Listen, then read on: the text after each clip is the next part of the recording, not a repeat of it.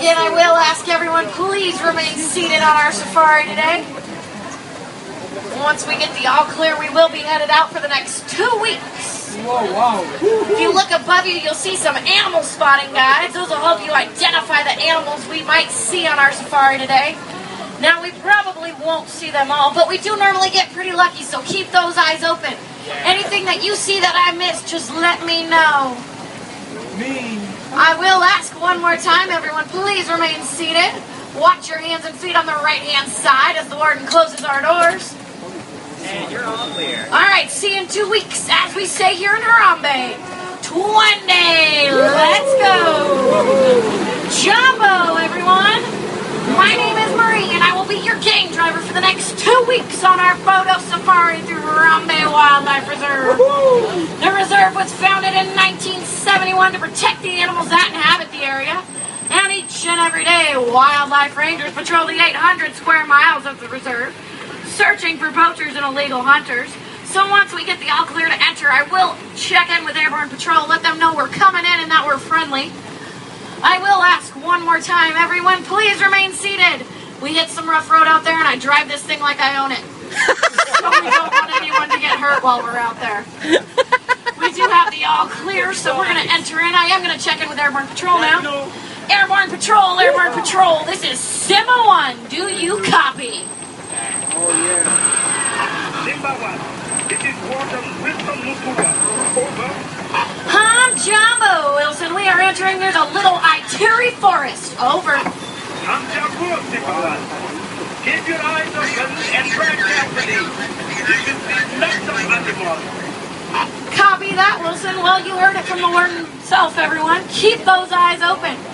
Forest animals are known for their markings and colorings, which help them blend into their surroundings. Up on the left, on top of the hill, you'll see a black and white bird. That's a yellow-billed stork. Yellow-billed storks are a carnivorous stork, eating snakes, fish, frogs, and sometimes other small birds. Now we're approaching a very important place here in the forest, the watering hole. Watering holes provide a gathering point for many animal species, including some of the rare species, such as the black rhino up ahead. Black rhinos are extremely endangered. Less than 5,000 of them remain in the wild today. So we're extremely lucky to catch a glimpse of these powerful animals. Black rhinos weigh about 3,000 pounds when fully grown, can charge at speeds of 35 miles an hour, and have skin that is an inch thick, making them virtually indestructible except for their one natural predator, humans. They're poached for their precious ivory horn, which they possess on their nose. Now, like I said, everyone, keep those eyes open. You never know what you might see lurking in the bushes of the Little Itiri Forest. Oh, look up ahead on the left. The big black and white birds are saddle-billed storks. Saddle-billed storks are the tallest stork in Africa, standing up to 5 feet tall, and they have a wingspan of 8 to 9 feet wide, which is about as wide as this truck, to give you a reference. Now we're headed towards an area known as the Safi River. The Safi River is a favorite hangout spot for some of the locals here on the reserve. Nile hippopotamus. Hippos weigh as little as 85 pounds when born, and I say as little as because a full-grown male will tip the scales at 5,000 pounds. Now, not to worry if you don't see any just yet. As you can see up ahead, we're going to cross right through the river, so we're bound to see some today. Hippos can hold their breath anywhere from 5 to 8 minutes at a time, allowing them to stay submerged for long periods of time. Oh, and I think I see some over to the left, so we're going to pull up a little bit, see if we can't get a better view. Now, you'll also see some big white birds on the island. Those are pink-back pelicans. Pink-back pelicans are known to nest in flocks and have been seen working together to herd schools of fish into shallow waters. And there's some hippos over on the left. Now, you would think that hippos are really good swimmers, right? This actually is not true. They sink to the bottoms of the rivers and walk along the riverbeds to navigate.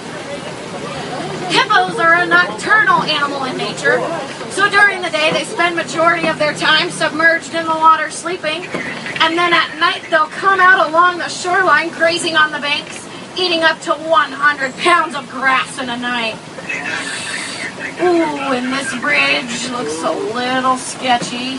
Cross your fingers. Hold on tight, everyone. We're going to try to make it. Oh, what's that noise? Oh, my goodness. I don't like that creaking noise.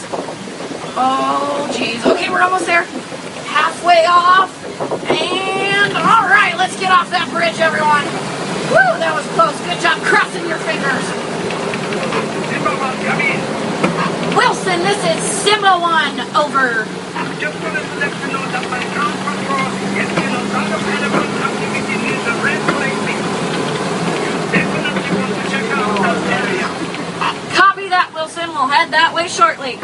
Now we're entering a very different ecosystem from that of the forest, the Serengeti grasslands. And speaking of different, the upside-down looking tree on your right is a baobab tree. Baobab trees store water in their enormous trunks to survive during times of drought. And they have been known to go leafless up to 9 months out of the year. Oh, and this here is my favorite view on the whole reserve, the Savannah Overlook. From here, you can see the Serengeti grassland stretching out for hundreds of miles across eastern Africa. This is a super highway to millions of migrating animals each and every year, and is home to some of the more popular animals such as the lion, the giraffe, and the elephant. This here is truly the wild Africa we are all working so hard to conserve. The little tan animals on the right with the black stripe down their side, those are Thompson's gazelle or Tommies.